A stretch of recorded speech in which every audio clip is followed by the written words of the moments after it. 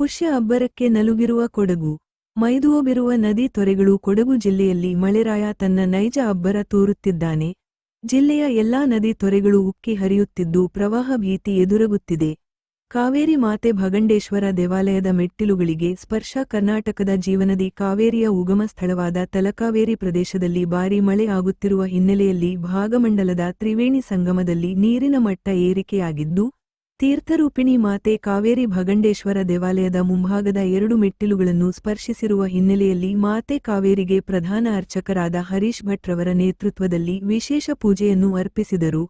ಕಾವೇರಿ ನದಿ ರಭಸಕ್ಕೆ ನಾಪೋಕ್ಲು, ಬಲಮುರಿ, ನಾಪೋಕ್ಲು, ಬೇತ್ರಿ, ಸಿದ್ದಾಪುರ, ಕರಡಿಗೋಡು, ಕುಶಾಲನಗರ, ಕಣಿವೆ ಮಾರ್ಗದ ಉದ್ದಕ್ಕೂ ಆತಂಕ ಸೃಷ್ಟಿ ಮಾಡಿರುವ ಜೊತೆಗೆ ಹಾರಂಗಿ ಜಲಾಶಯದಿಂದ ಹೆಚ್ಚುವರಿ ನೀರು ಹೊರಬಿಡುತ್ತಿರುವ ಹಿನ್ನೆಲೆಯಲ್ಲಿ ನದಿ ಪಾತ್ರದ ಜನರ ಜೀವನ ಅಸ್ತವ್ಯಸ್ತಗೊಂಡಿದೆ.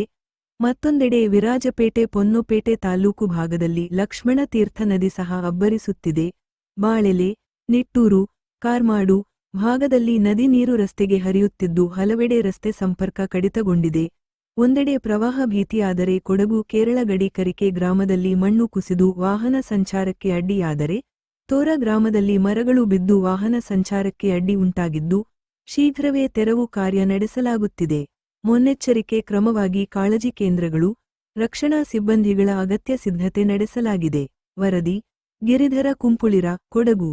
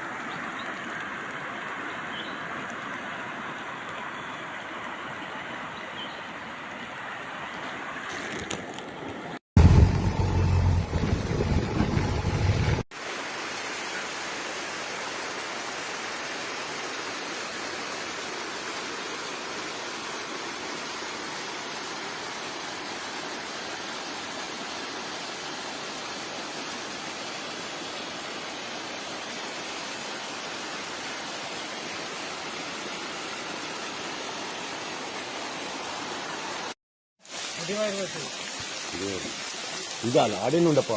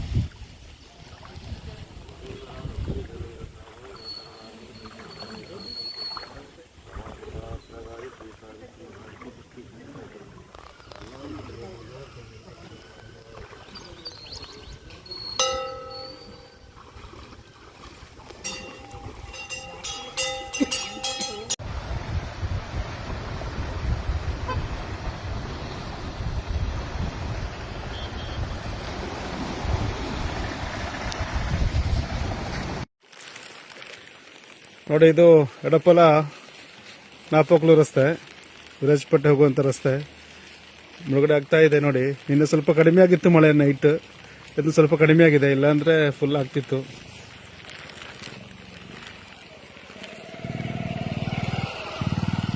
ಆದರೂ ಕೂಡ ತೋಟಕ್ಕೆಲ್ಲ ನೀರು ನುಗ್ಗಿದೆ. ಆ ಕಡೆ ಮನೆಯವರೆಲ್ಲ ಊರು ಬಿಟ್ಟು ಬೇರೆ ಕಡೆ ಹೋಗಿದ್ದಾರೆ.